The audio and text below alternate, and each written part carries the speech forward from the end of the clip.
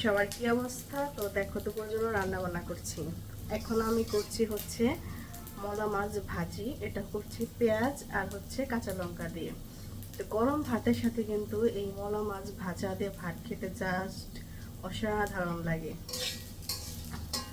আমরা কিন্তু এটা খাই, সবসময় খাই, সব অনেকেই খায়।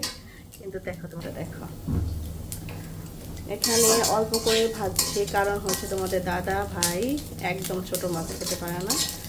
শুধু আমি খাবো, মেয়েও তো খাবে না ছোটো মাছ, সেজন্য যতটুকু আমি খাবো শুধু সেই পরিমাণেই ভেজে নিচ্ছে এখানে। দেখো এখানে হচ্ছে মলা মাছ পেঁয়াজ দিয়ে পরে আগে আমি মাছটা এই নুন আর হলুদ দিয়ে আগে ভেজে নিয়েছি হালকা করে। তারপর ওখানে আমি পেঁয়াজ দিয়েছি, তারপর দিয়েছি কাঁচামরিচ একসাথে। আমি যদি পেঁয়াজ আগে এখানে ফোড়ন দিয়ে নিতাম, মানে সম্ভার দিয়ে নিতাম, তাহলে কিন্তু পেঁয়াজটা বেশি ভাজা ভাজা হয়ে যেত, খেতে একদম ভালো লাগতো না। তো পেঁয়াজটা একটু কাঁচা কাঁচা থাকলে খেতে ভালো লাগে। তো ভাজাটা আমার হয়ে এসেছে, এখন আমি এটা নামিয়ে নেব। একজনের পরিমাপ দেখো, শুধু নিজের জন্য, আর কেউ খাবে না। এই হচ্ছে এখন আমি রান্না করছি, তো রাখছি।